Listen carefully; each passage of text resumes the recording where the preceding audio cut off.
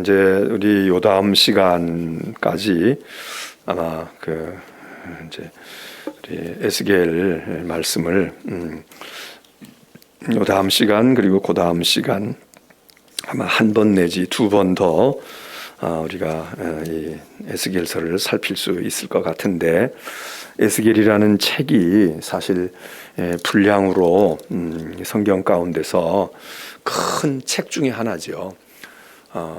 뭐 분량이 48장까지 있으니까 거의 50여 장 되는 성경이 66권 가운데 그렇게 우리가 흔한 게 아니지 않습니까? 그래서 에스겔의 이 분량이 많은데 그 48장이나 되는 이 분량 가운데서 우리가 만일 에스겔서 그러면 뭐 다 하나님의 말씀이니까 어느 것인지 다 중요하게 우리들이 기억을 해야 되겠지만, 그래도 대표적으로 에스겔 그럴 때에 1장으로부터 어디가 있을까, 그렇게 할 때 아마 많은 사람들이 기억하고 있는 에스겔서의 대표적인 장이 이 37장도 그 중에 하나가 꼽는 분들이 많지 않을까 생각을 합니다.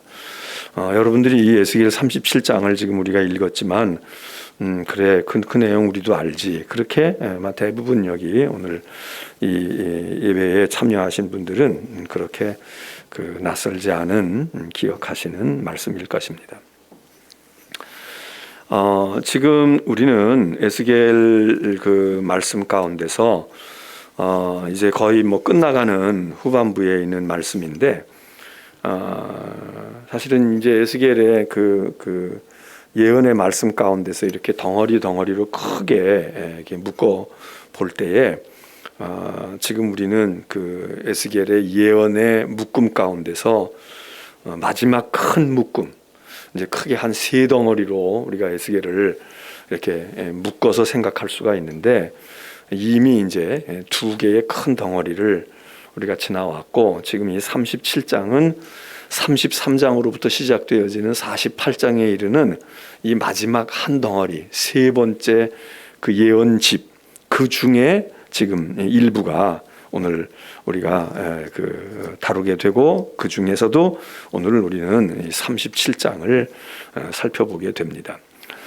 이 세 번째 예언집, 그 마지막 에스겔의 그 예언집은 이제 이스라엘의 그 회복에 대한 말씀이 들어가 있죠.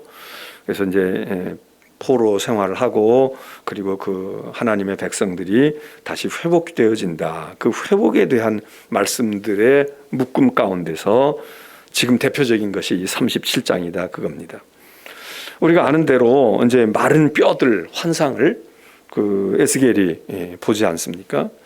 여기 지금 37장에도 보면 여호와의 권능이 또 영이 나를 데리시고, 그리고 어디론가 이렇게 이끄셨는데 거기 그냥 골짜기에 뼈들이 크게 놓여 있는, 그러니까 우리가 이거를 그냥 우리가 머릿속으로 생각한다면 얼마나 끔찍하고 흉측하고, 그리고 마음에 절망이 되겠습니까? 뼈들이 그냥 한두 개가 이렇게 굴러다녀도 그래도 우리가 그거 보면 섬찟한데, 그냥 뼈들이 잔뜩 골짜기에 사람의 죽은 뼈들이 잔뜩 쌓여져 있는, 널려져 있고 쌓여져 있는, 그게 그냥 이렇게 무더기를 이루어서 있어도 아이고 이렇게 사람이 많이 죽었네 이렇게 될 수 있는데, 그냥 골짜기 전체에 겹겹이 쌓이고 그 골짜기에 쫙 널브러져 있는 뼈들. 그리고 뼈도 물론 뼈 자체가 흉측하고 그러겠지만, 여기 보면 심이 많았다. 아주 그 분량이, 그러니까 이게 한두 사람의 뼈가 아니고 심이 많았고, 그다음에 뼈에도 좀 이렇게 물기가 있고 습기가 있고 이런 뼈가 아니라 바싹 말랐다는 것입니다. 그러니까 아주 오랜 세월 동안 이렇게 뼈인 채로 뒹굴고 있는 세월들이 하루 이틀이 아니고 오랜 세월 지체되어진 그런 모습. 그러니까 우리가 이런 그 광경을 머릿속으로 이렇게 그려본다 그러면 여러분의 뭐 생애에 그런 거, 아 맞아, 내가 그때 6.25 때 그거 경험했어, 아 그때 내가 내 인생에 정말 그런 일이 있었어, 그렇게 상상이 되십니까? 상상이 별로 안 되잖아요. 근데 그걸 우리가 실제로 경험하지 못했어도 머릿속에 이렇게 그려본다 그러면, 야 정말 그런 모습을 만일에 우리 본다 그러면 얼마나 우리의 그 인생이 겁도 나고 절망도 되고 그러겠습니까? 근데 이제 그 뼈들이 살아난다는 거죠. 그 뼈들이 살아나는 모습을 환상 가운데 보여주시는데, 마치 뼈가 살아나는 그 모습, 거기서 그 절망에서 이제 희망이 생겨지는 건데, 그 뼈가 뭐겠습니까? 많은 뼈들, 심이 많은 뼈들,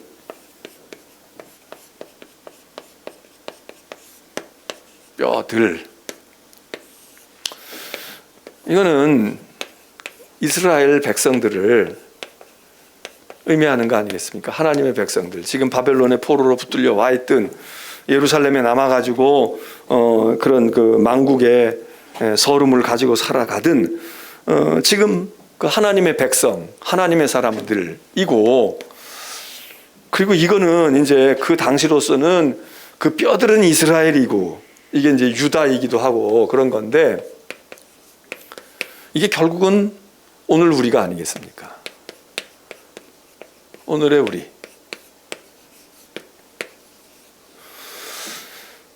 이제 옛날 그 바벨론 포로 시절의 이야기를 우리가 이제 배우고 그거를 익히지만, 결국은 생각해 보면 그래, 오늘 바로 우리가, 나도 이 뼈 중에 하나고, 우리가 오늘 이 골짜기에, 세상의 골짜기에 널려져 있는 우리가 뼈들과 같아. 이제 그래서 이 환상을 보면서, 이 이야기를 보면서 역사적으로는 이스라엘의 회복을 이야기합니다. 지금 37장을 이 앞부분을 1절로부터 14절까지 읽었지만, 15절로부터는 여기서 이 뼈들이, 죽은 뼈들이 살아서 일어나서 막 움직이고, 이제 형체들이 그냥 뼈들이 널려가지고 있던 뼈들이 이제 척척척척 맞아가지고 팔 뼈도 이렇게 맞게 되고, 다리 뼈도 서로 이렇게 맞아 붙어서, 그래서 사람이 하나씩 살아나는 회복. 그리고는 15절로부터 그 이하에 가게 되면 이런 환상으로만이 얘기되어지는 게 아니라, 뼈의 환상이지만 15절에 가서는 두 막대기가 이렇게 붙어가지고 하나가 되어지는,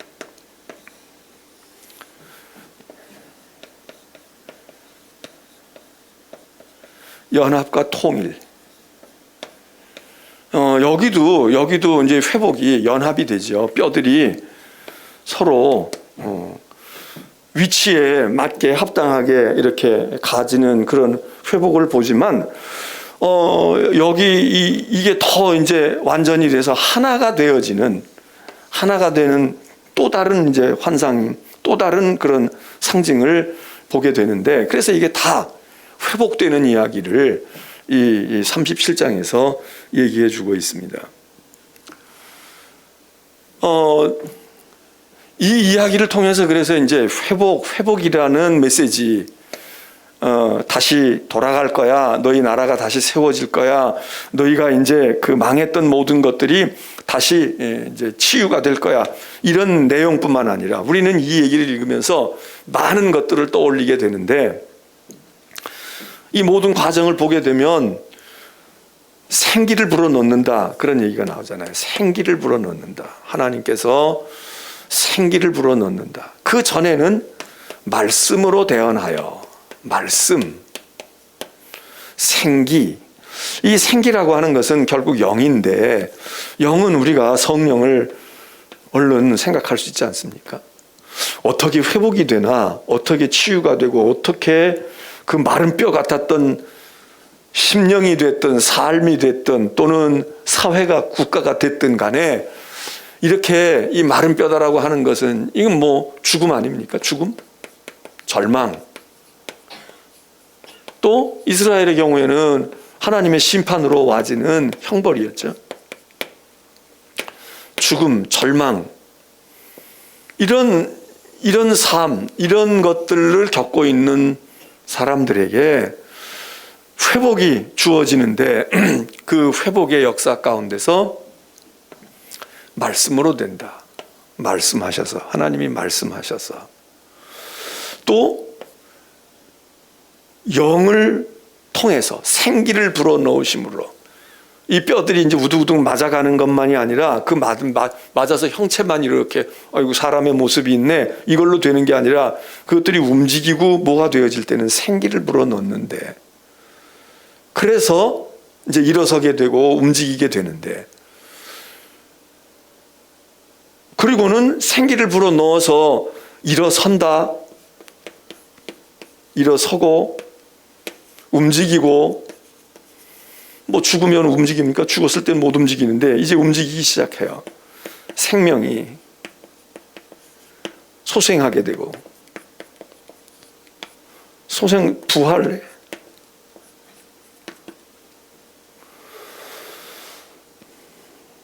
그렇게 하고는 이제 그냥 한 사람 한 사람으로 되어지지 아니하고 각자 일어서는데 큰 군대가 되더라.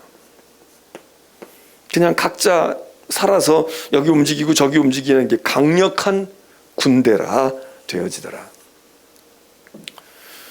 그러니까 이 지금 한 환상 속에서 우리는 신앙생활, 믿음의 생활 하는 데 있어서 아주 중요한 많은 것들을 여기에 이 한 사건 속에서 우리는 메시지와 교훈을 얻고 그리고 다시 믿음을 확인할 수 있게 된단 말이죠. 하나님이 세상을 만드실 때에도 말씀으로 세상을 만드셔서 그랬는데, 회복시키고 하나님께서 건져내고 구원하실 때에도 말씀하셔서 너는 가서 대언해라, 내 말을 대언해라, 야 너희 마른 뼈들아 일어나라, 살아나라, 그렇게 말씀하시는 것. 뭐 에스겔이 가서 하나씩 뼈 주워다가 머리뼈, 손뼈 이렇게 맞춰가지고 하는 게 아니라 말씀으로. 그럼 오늘 우리 개인이나 우리 교회나 우리의 심령이 죽은 것과 같고 메마른 심령과 같고 그럴 때 무엇로 살아날까? 무엇로 되어질까? 역시 오늘도 하나님의 말씀 아닙니까? 이 말씀이라는 것이. 그리고 이 말씀이라는 건 창조하실 때 처음에 하나님이 세상을 만드실 때에도 하나님이 말씀으로 마찬가지로 무너지고 깨어지고 주저앉은 모든 것들이 세워질 때 하나님의 말씀이 들려지게 되고 하나님의 말씀을 먹여야 되고 하나님의 말씀으로 선언하고 하나님의 말씀으로 명령하고, 이거 말씀으로, 이거 중요한, 그래 말씀으로 우리가 살아날 수 있어, 말씀으로 회복될 수 있어, 말씀으로 우리가 낙심해서 사망해서 건져질 수 있어. 두 번째, 생기를 불어넣었다. 이것도 창조하고 관계가 있잖아요. 하나님께서 진흙으로 사람을 만들어서 이렇게 사람의 형체를 놓으시고 숨을 불어넣으셨다, 생기를 불어넣으셨다. 그리고 이게 결국은 그래 하나님께서 훅 풍선에 바람 넣듯이 훅 불어가지고 됐대지만 나중에 이게 결국 이게 무엇입니까? 이게 성령이거든요. 하나님의 영이, 하나님의 호흡, 하나님의 숨을 훅 불어넣어 주실 때, 그럴 때 흙으로 만들어졌던, 진흙으로 빚어졌던 인간이란 존재가 살아있는 생명이 된다. 살아있는 존재가 된다. 사람이 살아있는 존재가 되는 것, 인간이 인간으로 살아나는 존재는 밥 먹어서 되는 게 아니고 뭐 돈 가지고 되는 게 아니고 하나님의 생기, 하나님의 숨, 하나님의 호흡, 이게 불어넣어져야 되는데, 이게 나중에 보니까 이 여기서 얘기하는 숨을 불어넣었다, 호흡을 불어넣었다, 생기를 불어넣었다, 그게 성령의 이름과 같은 거죠. 하나님의 영. 그래서 영을 불어넣었다. 여기는 우리가 창조 때의, 창세기 창조 때의 이야기이기도 하지만 이게 바로 성령 강림을 통해서 교회가 시작되어지고 부활 후에 믿음의 공동체가 생겨질 때에 성령의 강림, 이게 성령과도 연결이 되어지지 않습니까? 그리고 여기 이제 그렇게 해서 비로소 일어서니까 움직이게 되고 살아 움직이게 된다. 그건 죽었던 존재가 일어나는 생명을 얻고 생명이 회복되어지고 부활을 얻게 되어지는 이 부활. 그러니까 우리 이게 지금 신앙생활 하는데, 우리가 믿음의 생활 하는데 어떻게 우리가 회복되어지고 어떻게 우리가 절망과 그리고 아무 희망이 없는 곳에서 어떻게 우리들이 그것을 극복하고 이기고 다시 새 영이 되어질 수 있을까? 여기 에스겔 골짜기만이 아니라 사실 우리가 이거를 경험한 사람들이고 이런 은혜를 입은 사람들이고 이런 것들을 통해서 오늘 우리가 요만큼이라도 된 거 아니냐 말이죠. 그래서 이 에스겔 37장이 뭐 부흥회 때 본문으로도 많이 사용되어지고 평소에 주일 설교 본문에도 쓰여지고, 오늘 우리와 같이 이렇게 지금 이 전염병으로 인해서 모든 것이 마비가 되어지고 모든 게 위축되어지고 모든 것이 막 절망과 답답함과 그리고 무언가 육체적으로 마스크를 써서만이 아니라 정신적으로도 우리가 뭔가 짓눌려 있고 불안함에 빠져 있고 하는 이런 상황에서 오늘 이 37장의 에스겔이 보았던 환상과 에스겔이 경험했던 이 일이 오늘 우리가 필요한 일이 아닐까? 또 그리고 우리가 지금 마른 뼈와 같이 그렇게 되어 있다. 그런 상황일지라도 우리는 이 말씀 속에서 희망을 보고 가능성을 보고 우리도 이렇게 될 수 있겠구나. 이제 이런 것을 여기서 볼 수 있다 그 얘기죠.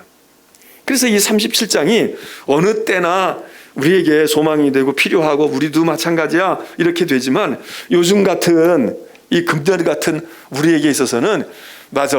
야, 우리가 이 말씀에 우리가 가장 필요한 존재들이고 이 말씀의 주인공이 될 수 있고 우리가 지금도 마른 뼈 같은 우리의 삶이고 우리의 영적인 모습이고 우리의 육신의 생활의 모습이지만 아니야, 우리가 이렇게 될 수 있어.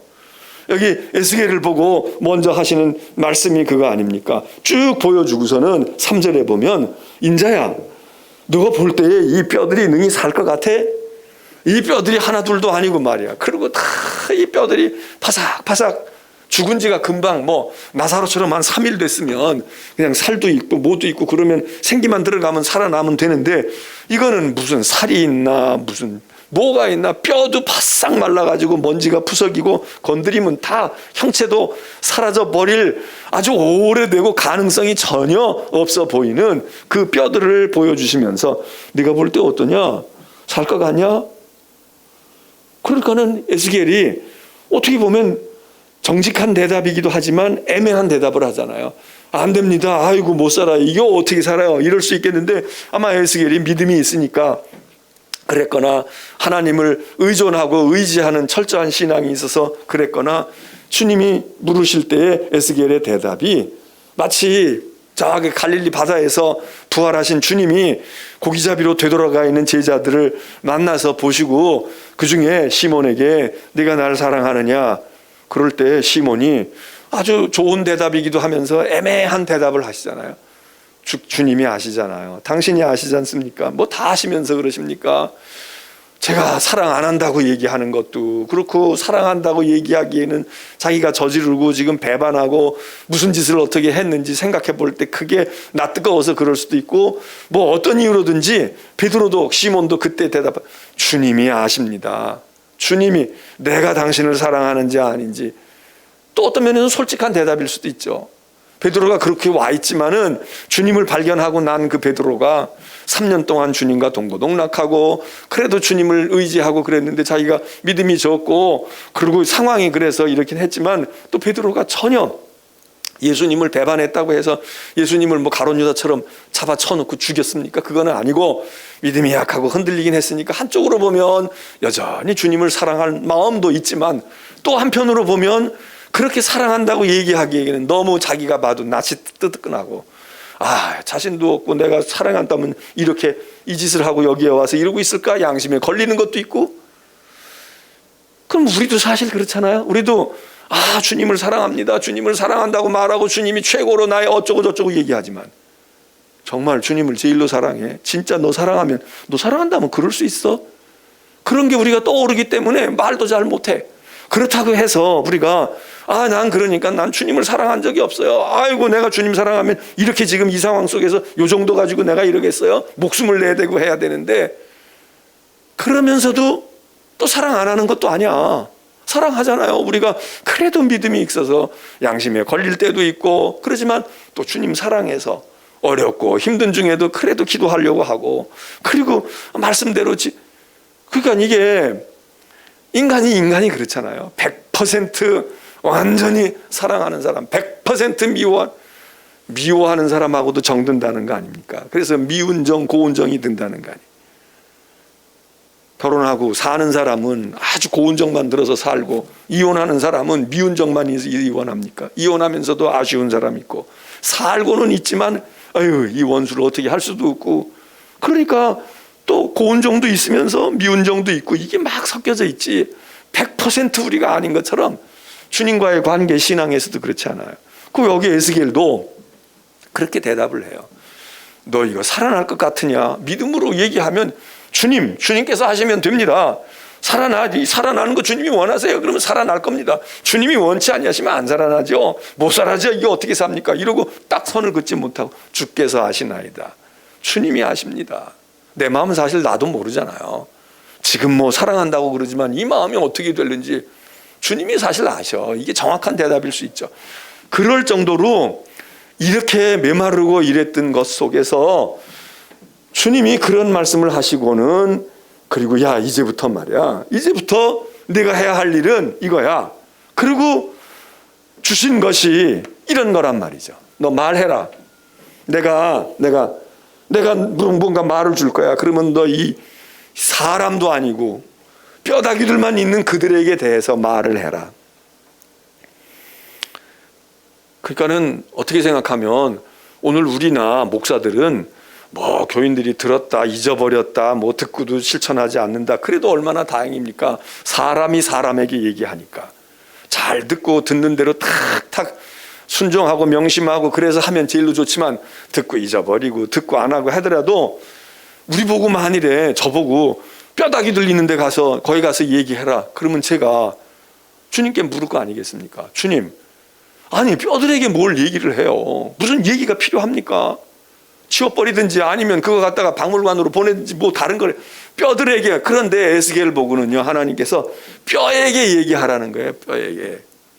그러니까 어떤 때 답답하고 야 이거 맘만 들어도 바람벽 대고 얘기하는 것 같아 이런 생각을 하더라도 하나님께서 오늘 우리에게는 뼈다귀 앞에서 얘기하라. 공동묘지에 가서 얘기해라. 화장장에 가서 얘기하라. 그러지는 않잖아요. 장례식 때에도 사실 돌아간 사람한테 얘기를 합니까? 이미 하나님이 영혼을 걷어가셨는데 그게 우리의 언어로 통해요? 다 그건 예식을 그렇게 거행하지만 거기 그들의 사랑했던 가족들, 남겨놓은 유족들, 그들의 친구들, 그들이 같이 믿음의 생활했던 살아있는 사람들에게 장례식 설교를 해도 하지 장례식 설교하는데 이거는 장례식 설교니까 돌아간 사람에게 한다고 죽은 양반을 놓고 그리고 거기다 대고 설교합니까? 안 해요. 그러니까 우리는 그래도 그 사람이 얼굴에 철판을 깐 사람이든 양심이 뭐 마비가 된 사람이든 사람의 귓구멍에다 대고 얘기하는 건데 에스겔을 보고는 그 뼈들에게 말하라는 겁니다.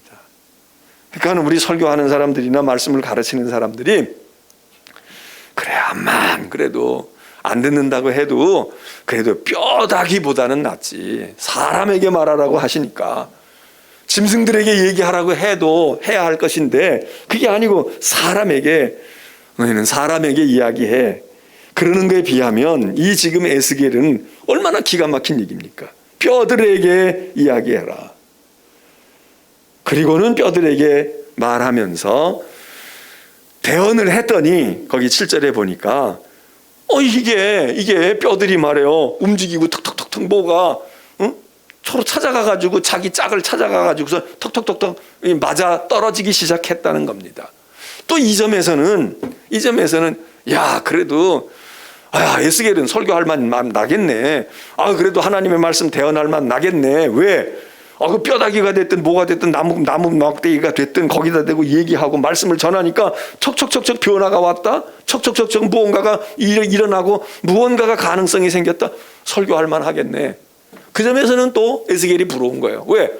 사람을 놓고 설교한 것까지는 괜찮은데 뭐가 움직임도 없고 맞는 것도 없고 무엇가 변화도 없고 새로워지는 것도 없어.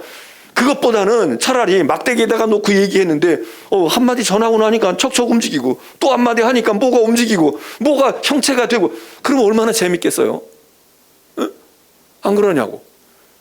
그러니까 우리가 사람에게 야 그래도 암만 그래도 뼈다귀 하는 것보다는 사람에게 설교하는 게 낫지, 거기서 위로를 받지만 또 말씀을 전하는 이들 속에서의 상심이 되는 건 뭐냐 하면, 주님 그런데 뼈들도 듣고 이렇게 되는데 사람인데 얼굴을 사람의 낯을 가지고 있고 귀로 또 똑같은 민족이 같은 언어를 가지고 이야기했는데 어쩌면 아무 움직임도 없고 아무 변화도 없고 반응도 없고 그러면 이 바싹 마른 뼈다귀들이 생명이 있는 겁니까? 아니면 멀쩡히 생명이 있고 움직이고 화장도 다 하고 앉았고 뭐 밥도 먹고 나왔고 피부 때깔도 좋은데, 그런데 정작 하나님의 말씀이 아무리 들려줘도 아무리 선포되어져도 아무 변화가 일어나지 않냐고, 아무 고쳐지는 게 없다.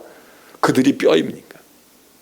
우리가 아까 같으면 저도 그래도 무슨 소리예요, 사람 놓고 그래도 말하는 게 그게 감사한 거지. 그러다가 그래?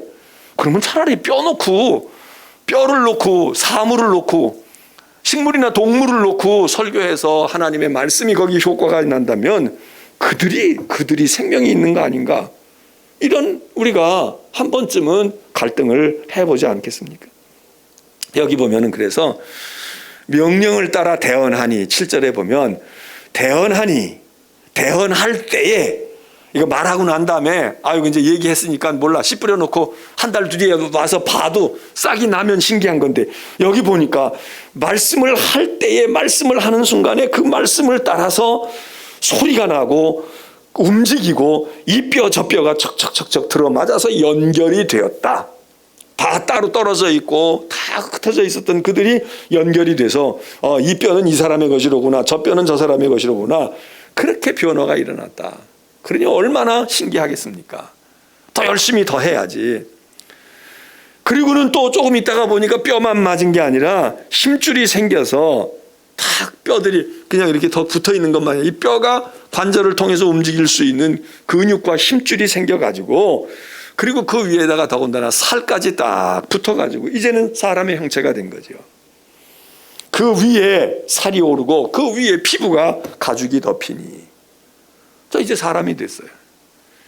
그런데 아직도 모자라는 건, 겉모습은 회복이 됐는데 외형은 그럴듯해. 사람인 것 같고 남자이구나, 젊은이로구나, 노년이네 이러고 되어졌는데, 그런데 생기가 없다. 연결도 되고 피부도 있고 다 있는데 생기가 없다는 거예요. 이 생기가 없다. 아직은 요 단계까지 말씀을 통해서 명령하고 대언하니까 됐는데, 그러니까 하나님께서 그 다음에 이제 거기 그렇게 됐으면, 가죽이 입혀지고 사람의 모습이 나왔으면, 인형같이 예쁜 사람이 됐으면 거기다가 생기를 넣어라. 이 생기가 들어가야 비로소 살아난다는 겁니다. 생령이 된다. 창세기에 보면 하나님께서 아담과 하와 진흙으로 빚고 생기를 넣으니까 생령이 된지라. 생령이라고 하는 말은 거룩한 영적인 존재 이런 것보다 그냥 살아있는 존재가 됐다. 살아있는 존재가 되어진 것, 산자가 됐다, 그 얘기입니다. 살아있는 존재가 됐다.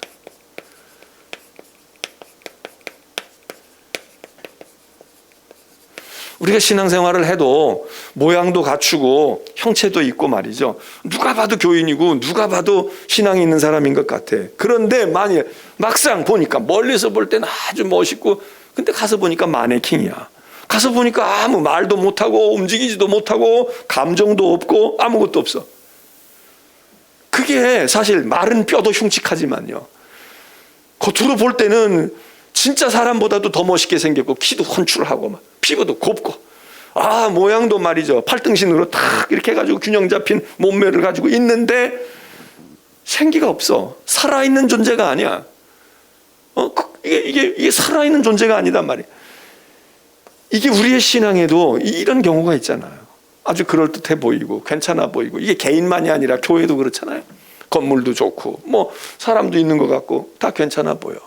그런데 실제로 생명력이 있냐, 살아서 움직이냐, 기도도 끊어지고 하나님 섬기는 것도 없고 예배도 없고 성령이 주시는 은혜와 은사의 역사도 없고 아무것도 없어. 그냥 껍데기만 그럴듯하게 있다. 여러분, 이게 여기 뭐가 필요하겠습니까? 여기는 이제 생기가 필요한 거죠. 성령의 역사가 필요하고 생기가 불어넣어져야 돼. 그래서 여기 에스겔에게 하나님께서 이제는 말이야, 이제는 말을 하는 것도 말을 해야 되지만 생기를 불러와라. 그래서 거기 이제 6절에 보면 너희 속에 생기를 넣어줄 거다. 그러면 너희가 살아날 거야. 이렇게 말씀하셨는데 실제로 그 상황 단계가 왔을 때에 9절에 보면 하나님께서 에스겔에게 인자야, 야, 넌 말이야 얘기를 해. 얘기를 어디다 대고 하느냐. 이 뼈다귀들에 내가 얘기하는 게 아니라 생기를 향하여 얘기하라는 거야. 생기를 향하여, 야, 생기야, 너희들이 말이야 이제 좀 불어오라고. 이제 사방에서부터 와서 너희 거기서 겉돌고 있지 말고 생기야, 와서 이 사람의 형체로 되어 있는 이들 속에 생기야 들어가라. 이렇게 말하라는 거예요. 뼈들 보고 얘기해봐야 소용이. 뼈들아 일어나라 이렇게 해서 일어나는 게 아니고 생기야, 너희들이 이 뼈들 가운데 들어가라. 그리고 생기를 향하여 대언하라는 겁니다. 생기에게 대언하여 이르기를. 9절에 보면 하나님이 명령하시는데 너희 생기들이여, 이제 너희들이 사방에서 다 이리로 와.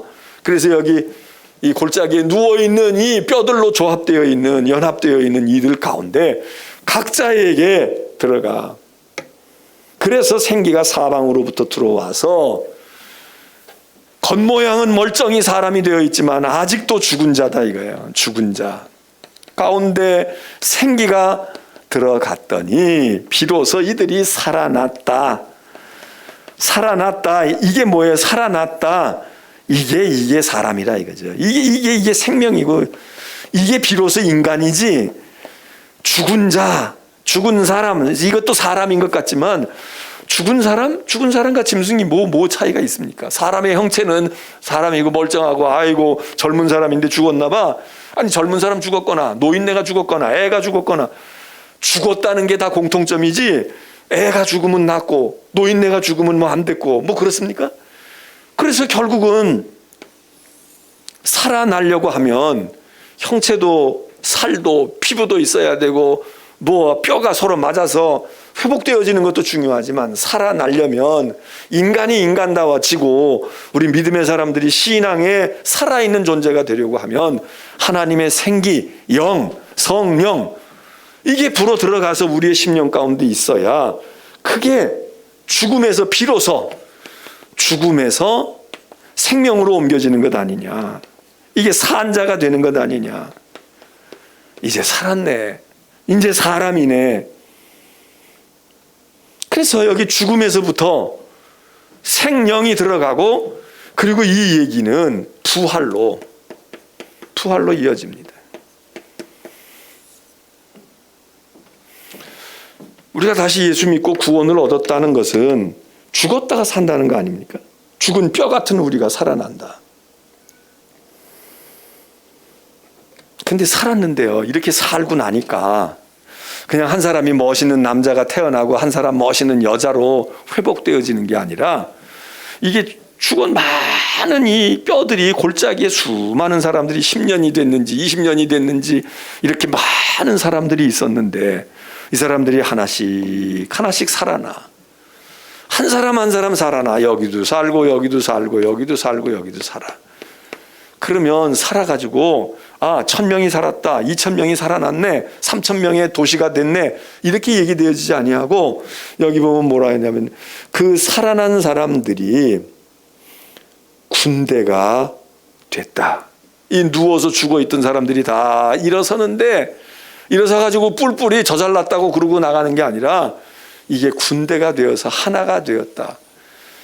살아있는 사람들이 연합해서 큰 군대가 됐다. 이 군대라고 하는 하나의 집단이 되어지는데 연합하여 군대가 됐다. 저들이 일어서는데 거기 보면 10절에 살아서 일어나는데 큰 군대가 됐다. 그러면서 11절에 거기에 대한 해석을 다시 한번 합니다. 이 뼈들이 이스라엘 온 족속입니다. 오늘 우리는 그래 그때 그게 바벨론에 있던 또는 예루살렘에 남아있던 그 이스라엘 사람들이 그렇게 살아나겠다는 하나님의 축복이구나, 회복의 그런 약속이구나, 이걸로만 끝나겠습니까? 우리가 맞아, 우리가 뼈 같은 존재인데 오늘 우리가 마른 뼈와 같아. 그래서 우리들이 소망이 없고 다 멸절되고 희망이 없는 우리인데 저 뼈들이 생명이 되어져 가지고 심지어 군대까지 되는 것처럼 우리가 그렇게 되겠구나. 그러면서 여기 부활의 메시지도 담겼지만 절망과 낭망에서 소망이 생기지 않습니까? 소망. 야, 우리도 살겠네. 우리도 일어나겠네. 우리도 저렇게 되겠네.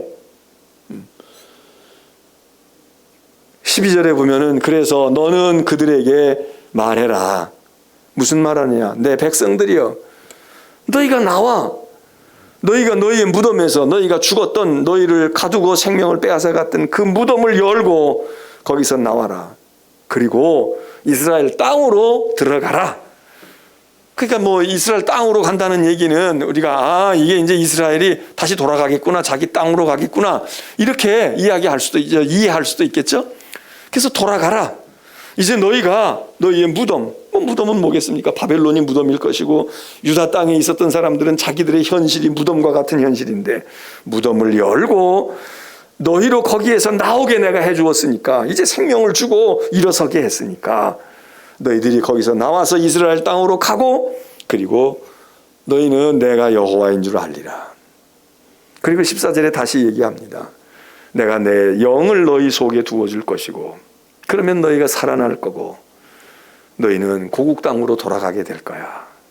드디어 이제 하나님께서 이스라엘 백성이 돌아간다. 예레미야를 통해서도 그런 말씀을 주셨지만 또 제2 이사야도 이런 그 예언의 말씀을 회복되어진다 이런 얘기를 했지만 이스라엘도 에스겔도 그 얘기를 하면서 조금 독특한 방식으로 에스겔은 환상을 보고 하나님으로부터 계시를 받아가지고 뼈들이 일어서고 뼈들이 다시 살아나서 생명이 되어지는 이 부활을, 신약의 부활과 같은 것을 얘기해 주는, 오늘 우리는 이 부활이 당연히 예수 믿고 하나님 믿는 사람은 당연히 부활을 알고 당연히 부활이 있어야죠.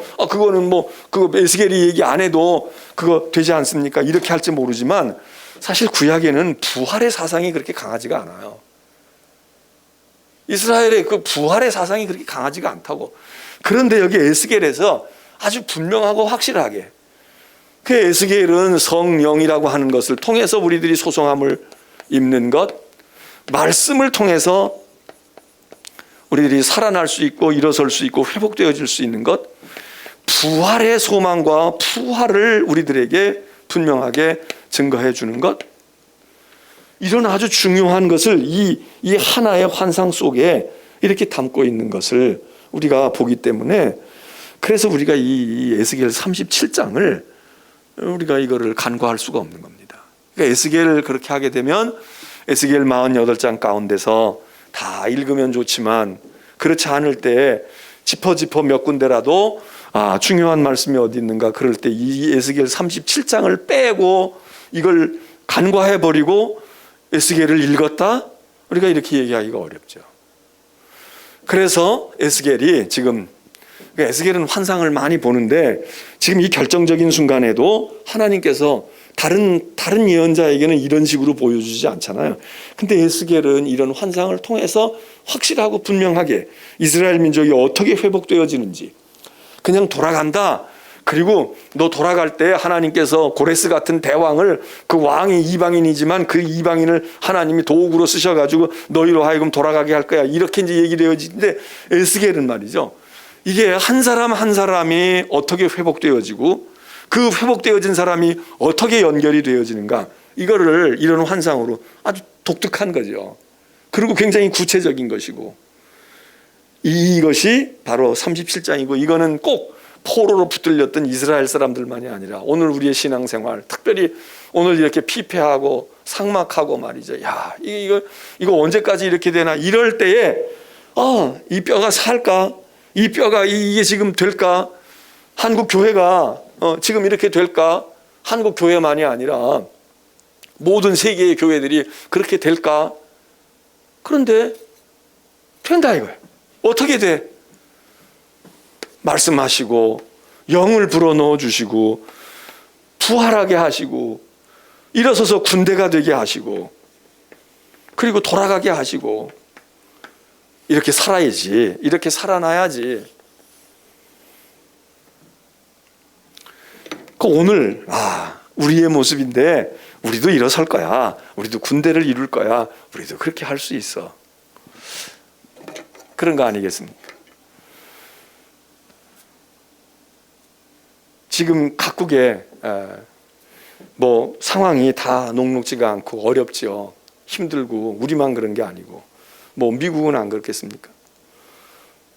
저 어제도 우리 친구하고 미국에서 목회하고 있는 우리 친구하고 이제 이렇게 카톡을 주고 받다가 이렇게 동시에 이렇게 받고 그러는 것 같아서 통화를 잠깐 했어요. 그 친구가 몸이 참 건강했던 친구인데 아파가지고 작년에 수술을 받고 그리고 한 몇 달을 목회를 잘 못하고 그리고서는 그러다가 회복이 됐는데 회복되고 얼마 안 있다가 이제 코로나 사태가 오니까 또 좀 목회가 어렵지 않겠습니까? 뭐 힘들고.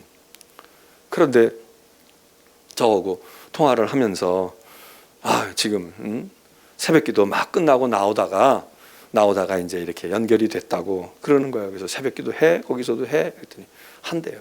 그러면서 대부분의 교회가 못 모이는데 안 모이고 못 모이는데 그래도 감사한 건 자기 섬기는 교회의 성도들이 그래도 뭐 다 나오지는 못하지만 그래도 열심히 딴 교회에 비하면 열심히 한대.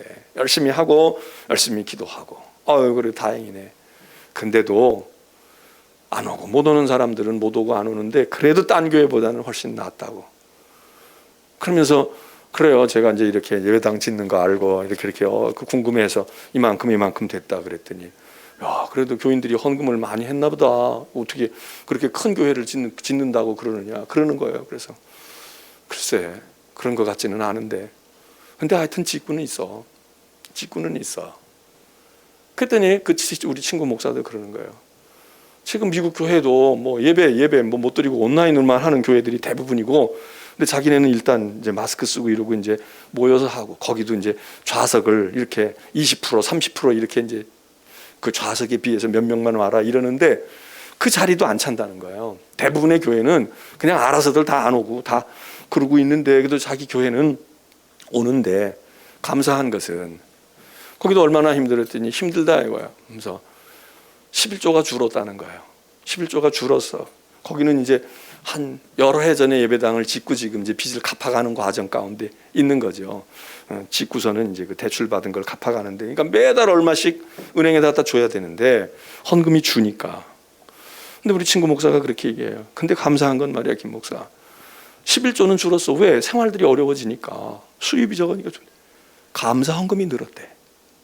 감사 헌금이 늘었다는 거예요. 11조는 줄었는데 감사 헌금이 늘었다? 제가 그래서 야, 그건 더 귀한 일이네.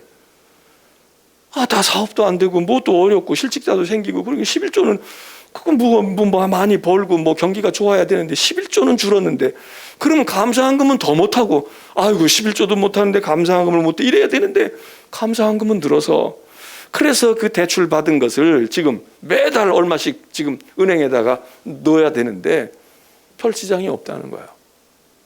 그래서 제가 목회를 잘했구나. 교인들을 훈련을 잘 시키고 목회를 잘했네. 저보다 그 교회에 더 오래 목회를 한 친구거든요. 아주 수십 년을 했는데 수십 년 하면서 예배당도 짓고 옮기기도 하고 그렇게 하면서 했는데 그런데 역시 교인들을 잘 훈련을 시켰네. 그랬더니 그런 거는 아니라고 그렇게 얘기를 해. 여러분, 마른 뼈 같은 지금 우리가 다 미국도 그렇고 여기도 그렇고 다 마른 뼈와 같아. 어떻게 살아날까? 무엇으로 회복이 될까? 음식 먹어야 돼, 뭐 해야 돼, 뭐 운동해야 돼. 아, 집에 가만히 있으면 점점 근력이 떨어져서 안 돼. 뭐 여러 가지 생각할 수 있어요. 오늘 우리가 가지고 있는 이 어려움을 육신의 생활이 됐든 영적인 생활이 됐든 이 어려움을 우리가 어떻게 마른 뼈와 같이 지금 우리가 이런 상황 아닙니까? 마른 뼈들이 널려 있는 골짜기 같아. 그래서 사람들이 신경도 예민해져 있고 너나 할 것 없이 말이죠. 그냥 곤비 가운데 쌓여 있고 이러는데 야, 이게 골짜기의 치면에 한뜩 널려져 있는 마른 뼈와 같은 우리인데 그게 이스라엘이 아니라 오늘의 이스라엘인 우리인데 우리가 어떻게 회복되어지고 어떻게 살아날까? 여러분, 코로나가 거치면 될 것 같습니까? 저는요, 코로나 거쳐가지고 된다? 반반이에요. 오늘 아침에도 뉴스 보니까 우리나라는 지금 그래도 다행인 게 뭐냐 하면 일단 어쨌든 감염자가 많지 않잖아요. 이렇게 5천만 명이나 인구가 되는데 우리나라만큼 지금 3만 명 조금 넘어섰는데 이 3만 명, 확진자 3만 명, 이거 아무것도 아니지. 지금 뭐 10,000명, 20만 명, 30만 명 된 사람들이 우리나라처럼 인구가 5천 명씩이나 되지, 5천만씩 되는 나라들 많지 않은데도 그런데도 거기가 우리보다 훨씬 더 많이 막 생겼단 말이에요. 물론 이거 안 쓰고 다니고 그냥 그러니까 어떤 면에서는 그 사람들 자기들이 책임을 져야지. 그러나 어찌됐든 그런 상황 속에서 우리는 그래도 잘해가지고 이렇게 하고 있어도 우리가 얼마나 위축이 되어지고 얼마나 이렇게 해요. 그런데 지금 남의 나라는 예방주사 지금 이제 곧 맞게 생겼다는 거 아니에요. 그래서 영국은 이제 12월 초면 맞는다는 거예요. 영국 사람들은 거기 많이 번지긴 했지만 영국이 미국보다 더 빠르다는 게 12월 초에는 자기네 나라에서 만든 백신을 지금 놔주겠다는 거예요. 미국은 12월 말쯤 들어가거나 내년 초쯤 들어가면 1월 달부터 백신을 놔준대요. 그러면 예방접종을 하니까 이제 안심이 될 거 아니야. 근데 우리는 방역은 잘해서 지금 많이 환자는 안 나왔지만 이게 어떻게 될지 모르고 지금 뭐 이게 감염이 없냐, 증상이 없는 사람이 이랬으니까 이런 불안이 있는데 그래도 오늘 아침 뉴스에 다행인 건 뭐냐? 우리나라는 백신은 지금 뒤졌지만 백신은 우리가 지금 뭐 그냥 순서대로 하면 내년 가을에도 지금 우리가 차례가 오기가 어려운 경우도 있을 수 있다는 거야. 근데 낭보가 뭐냐? 치료제가 우리가 빠르다는 거예요. 치료제는 지금 빨리 하면 지금 오늘 아침 이거 보니까 여러분도 보셨겠지. 여기 셀트리온, 여기 송도에 있는 셀트리온에서 지금 저렴한 값으로 12월 달쯤 빠르면 치료제가 나와서 걸린 사람 걸렸구나. 오세요. 치료제 주겠다는 거예요. 여러분, 예방 백신이 좋아요? 치료제가 좋아요? 에? 어떤 게 좋은 거야? 둘 다 있으면 더 좋지. 안 걸린 사람은 예방 백신을 맞는 게 좋고, 그런데 걸리더라도 아이고 코로나 걸렸네. 오세요. 그거 2, 3일 맞으면 일주일만 쉬면은 나아요. 치료제 있는 게 또 얼마나 좋아요. 백신은 맞았어. 그러면 백신 맞은 사람은 안 걸릴지 모르지만 어쩌다가 또 걸린다는 거 아니야. 한 5, 6%는 걸릴 수 있다는 게 아니야. 그리고 그거 못 맞은 사람들은 걸려. 그러면 치료제가 없어. 그럼 어떡하겠어? 그러니까 우리 치료제 주고 거기 백신 사올 거고 뭐 이렇게 할 수 있겠지만 우선은 지금 이제 많이 맞아야 되니까. 그런데 준비하겠다. 그리고 비싼 값으로 팔지 않습니다. 이런 거 만들어 가지고 치료제 만들어 가지고 돈 벌려고 하면 안 되죠. 아이고 셀트리온 회장님 아주 훌륭하더라고. 예? 송도에 있는 회사니까 얼마나 또 우리가 또 다행이에요. 뭐 우리하고 관계 없지만은 그래도 야 그래 생각이 건전하다. 저렴한 값으로 치료하겠다 이거야. 그리고 많이 만들어 가지고 백신이야 그냥 다 놔줘야 되지만 우리 뭐 지금 확진자가 3만 명이니까 한 3만 명분만 있고 한 5만 명, 10만 명분만 있으면 그러면 그래서 어쩌면 우리가 뭐 그 양반 얘기대로 되면 제가 저 양반 믿음도 좋다 그랬는데 우리나라가 코로나 청정국가 제일 처음에 달성될 가능성이 있다는 거예요. 왜? 치료제 가지고 다 치료하겠다 이거야. 걸려까지 거 치료할 거야. 걸려 와 치료해 줄 거야. 충분히 있어 치료제.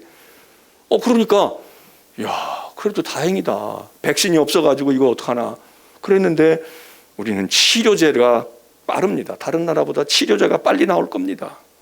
이상 실험하고 지금 두 번째 것까지 하고 이제 이게 되면은 곧 시행을 할 겁니다. 그러니 감사하지, 다행이지. 그러나 여러분, 제가 그거를 들으면서 한편으로 마음이 놓이고 감사하다. 그래, 그래도 우리나라가 참 저력이 있고 그래도 정말 하나님께서 이런 능력을 주셨구나. 감사하면서도 그러면 치료제 맞고 마스크 벗으면 우리가 살아나는 군대가 될까요? 살아있는 생명이 되겠냐고. 저는 그거는 반반이야.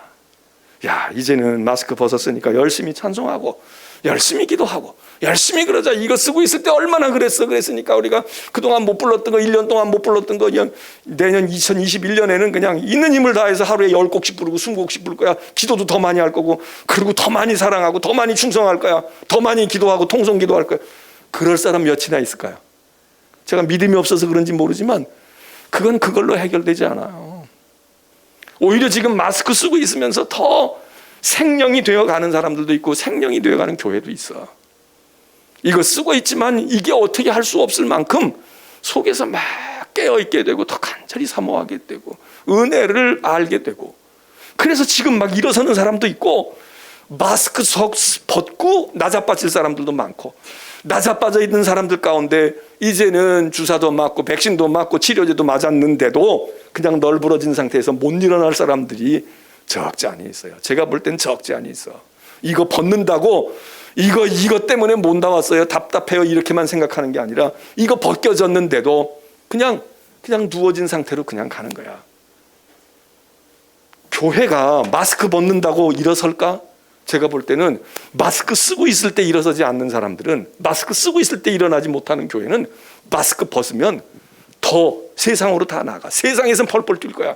그런데 하나님 앞에서 생명이 되기 어렵다. 왜? 생명은 영이 들어가야 되잖아요. 말씀이 들어가야 되잖아. 근데 말씀이 안 들어가고 주사약 들어가고 백신 들어가고 치료제 들어가면 생명이 되느냐고. 이거는 별개의 문제예요. 사업은 열심히 하겠지. 세상에 직장도 가고 음식점에도 가니까 경기는 살아날지 몰라. 경기 살아나고 건강에 문제가 해소되면 생명이 될까? 천만의 말씀입니다. 아니야, 이건 아니야. 정말 생명이 되려고 하면 지금 살아나야 돼. 마스크 쓰고 살아나야 된다고. 지금 하나님의 숨호흡이 이까짓 것 가지고 하나님의 숨호흡이 못 오겠어요? 이거 하면 미세먼지는 안 올지 몰라. 독감 바이러스균은 이걸 참 침투할지 없을지 몰라. 그러나 잠깐 벗는 사이에 들어온다는 거 아니야. 그런데 하나님의 영은 우리가 마스크를 켜깨비 쓰고 있으니까 답답해서 영이 못 들어와. 천만의 말씀이에요. 하나님의 영은 지금 우리가 숨호흡할 때 공기는 들어오잖아. 그러니까 숨 쉬지. 공기도 들어오는데 하나님의 말씀이 마스크 썼다고 안 들어오는 게 아니라 우리는 마스크 탓하고 있다고. 야, 이거 안 돼. 생활이 어려워서 11조 못하면 감사헌금을 더 하는 사람들도 있다는 거야. 11조는 이게 그냥 이게 그러니까. 그런데 그래, 이게 참 감사하고 이게 이렇구나. 이 미국 땅에 이렇게 코로나가 번성했는데 그래도 우리는 건강하게 그래도 나와서 예배도 하고 일상의 생활도 하고 감사하지. 병 걸리면 우리나라는 병 걸리면 국가에서 많이 지원해줘가지고 얼마 안 들어가지고도 한대지만, 그런 나라는 주사제가 있고 처방이 있어도 돈을 엄청나게 지불해야 된다는 거 아니야. 한 번 걸리면 엄청난 비용을 본인이 내야 돼. 그러니까 병 낫는 거는 감사할지 몰라도 이게 엄청난 비용이 들어가는데 안 걸리고 있는 거 얼마나 감사하겠어요. 그러니까 그래. 믿음이 있는 사람들은 그러는 거야. 시간으로 더 하나님께 나오고, 딴 데 못 가니까 직장에 바쁠 때 못 갔던 사람들 지금 집에서 있잖아. 그러면 새벽에도 올 수 있고 이래야 생명이 되는 거지. 왜? 성령, 생기가 들어가고 말씀이 들어가고 그리고 부활의 경험을 해야 지금 뼈다귀의 골짜기에서 일어나서 부활을 하는 거지, 봄이 와서 부활해서가 부활하는 게 아니잖아요. 지금 이 마른 뼈다귀 골짜기인데 근데 이 속에서 살아나는 뼈들이 있는 거야. 여기서 생기가 되어지는 군대가 있는 거란 말이죠. 지금도 제가 그래서 우리 친구하고 전화 통화를 나누면서 그래, 맞다. 치료제로 우리가 회복되지 않습니다. 여러분, 세상은 회복될 수 있어요. 경기는 회복될 수 있어. 사업은 식당에 사람은 모여들 수 있어. 내 가게에 손님은 더 올 수 있어. 그런데 손님이 더 온다고 내 영이 살아서 하나님의 군대가 되느냐? 이거는 전혀 별개의 문제. 이건 전혀 상관이 없어. 그거는 마른 뼈다귀 속에서도 여전히 세상 경기가 안 되고 아무것도 안 되는데도 될 수 있고, 오늘 우리가 마스크 쓴 상황 속에서 하나님을 더 찬양할 수도 있고, 이렇게 저렇게 해가지고 교회는 못 나와도 더 갈급한 마음 속에서 있는 자리에서 주님의 영과 교통하고 말씀을 사모하고 믿음 가운데서 되어지는 사람이 마스크 벗는 날, 육신의 마스크 벗는 날 믿음으로도 살아나고 세상적으로도 살아나지. 세상으로만 살아난다고 해서 그가 하나님 앞에 큰 군대가 된다, 아닌 거예요. 지금 에스겔 우리가 이 37장 잘 음미할 필요가 있습니다. 백신 나오면 저는 좋긴 하죠. 치료제 나오면 좋은데, 사람들 백신 나오고 치료제 나오면 믿음을 가지는 데는 더 힘들걸. 야, 교회 가서 예배 드려도 뭐 걸릴 거 다 걸렸는데 주사 나오니까 그거로구나. 그리고 우리가 과학을 더 신뢰해, 의료를 더 의지해. 그리고 하나님 아니고 역시 우리가 연구해가지고 우리가 해야 돼, 이런 풍조가 안 들어갑니까? 우리 가운데 확 들어와. 점점 쓰면 쓴 대로 벗으면 벗는 대로 하나님과 멀어지는 사람들이 대부분이고요. 쓰면 쓴 대로 벗으면 벗는 대로 하나님께 가까이 가는 사람들은 따로 있어. 이거 에스겔의 경험을 하고 믿는 사람들이라야 그거 안다, 이게. 그래서 여러분, 마스크 벗는 날을 우리가 고대해야 되지만, 마스크 벗는다고 모든 사람들이 아이고 이제는 마음 놓고 하나님 섬기고 마음 놓고 그럴 거야, 그렇잖아요. 우리가 에스겔의 말씀이 우리에게도 필요합니다. 오늘 이 시간에 오신 여러분들, 자, 이 37장 우리가 늘 잘 아는 말씀이지만 우리 상황에서 다시 한번 묵상하고, 주님, 나도 이렇게 내게 말씀하소서, 내게 생기를 넣어 주시옵소서, 나도 일어서게 하여 주옵소서, 무덤에서 나오게 하시고, 그리고 부활하고, 그리고 큰 군대가 되게 하소서, 연합하게 하소서. 여기 하나씩만 사는 게 아니라 여기에 중요한 메시지 중에는 연합하는 겁니다. 이 살아난 사람들이 군대가 되어지는 거예요. 연합하는 것. 나 혼자 살아나서는 힘이 없어요. 근데 여러 사람이 살아나는 거야. 우리 교회도 이 연합으로 가서 큰 군대가 돼야 합니다. 큰 군대가 돼야 돼. 자, 이제 우리 찬송가 이 말씀을 생각하고, 우리의 눈에 이 지금 현실이 에스겔의 이 마른 뼈와 같은 골짜기에 우리의 현실로 눈에 보입니까? 내가 그 뼈 중에 하나로구나, 그렇게 누워 있구나, 들어맞고 있는지.